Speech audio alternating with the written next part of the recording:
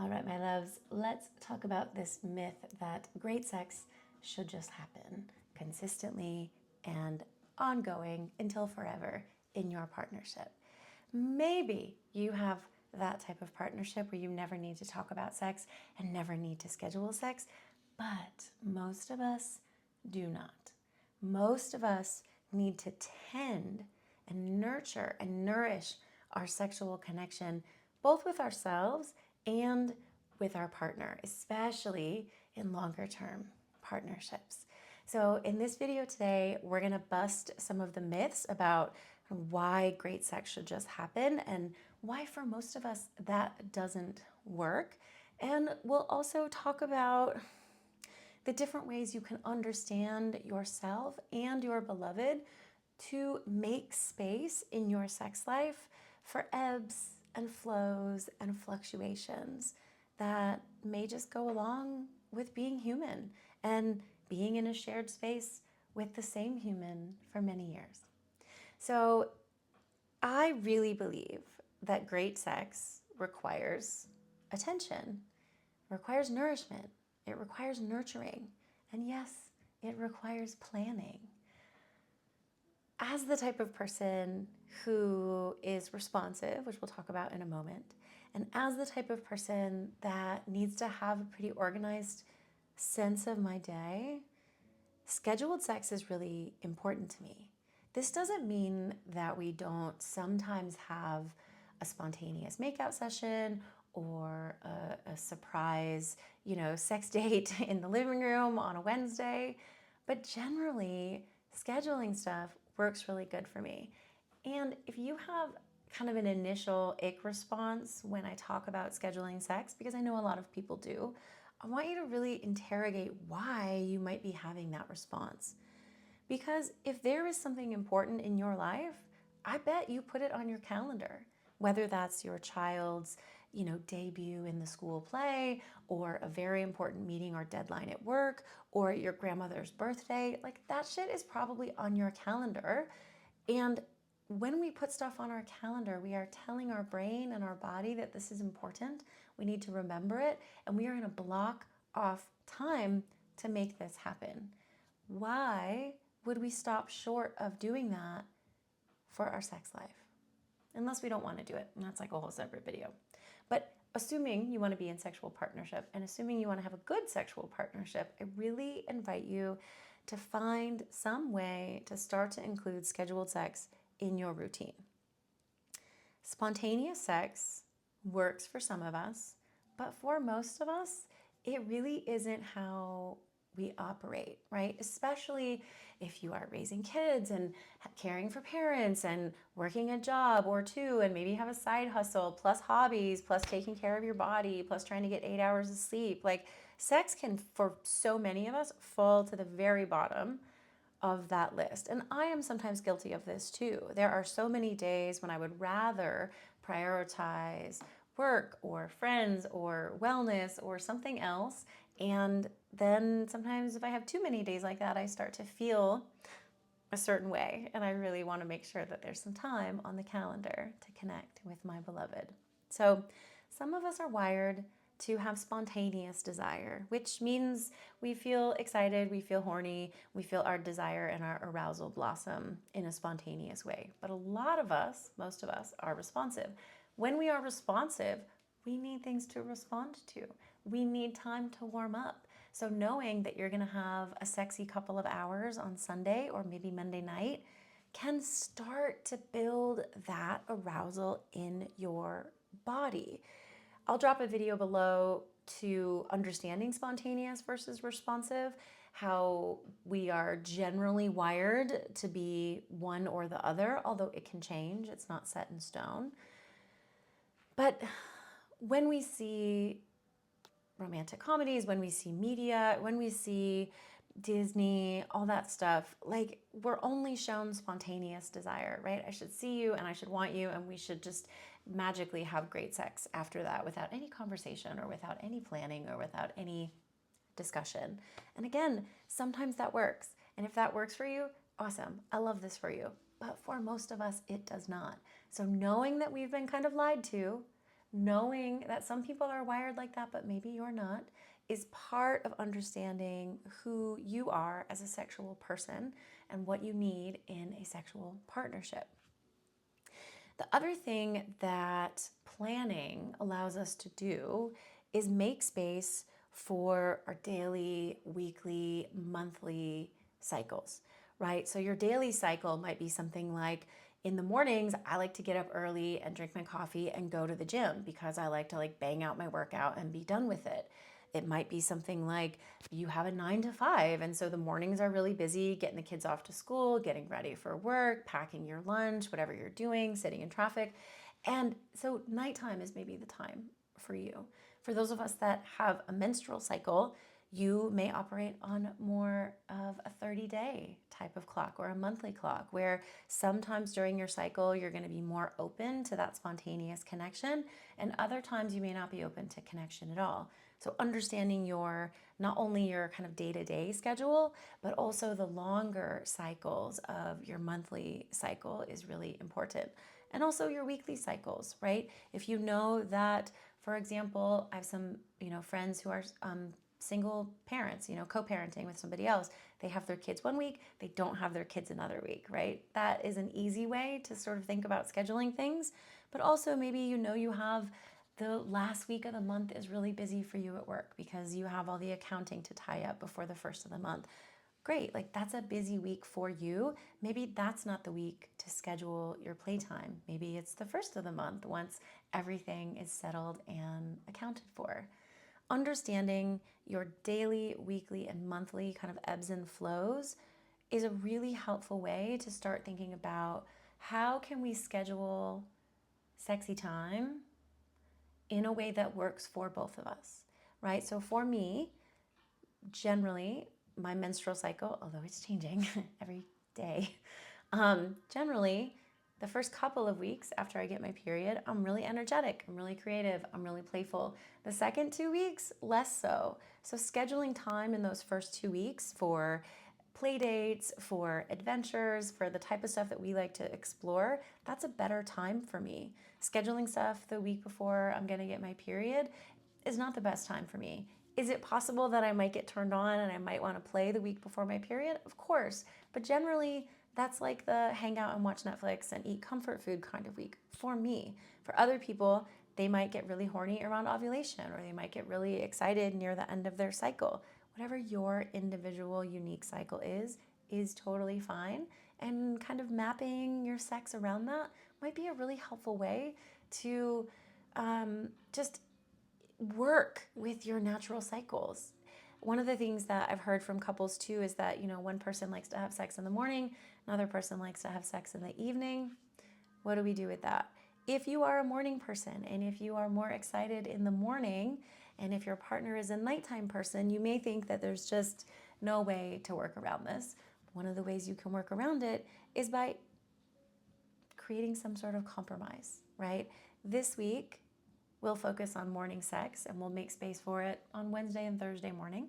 And next week, we'll make space on Friday and Saturday evening. So you both get what you want, right? If we compromise and say, let's do it only in the afternoon, then we're going to be having purple sex, which I'll drop the link below for the purple sex, which is basically, I like this, you like this, we do something that neither of us really likes. So really extending yourself a little bit and showing up for your partner when they really like it, and letting your partner extend themselves to show up for you can go a long way to making really good sex happen.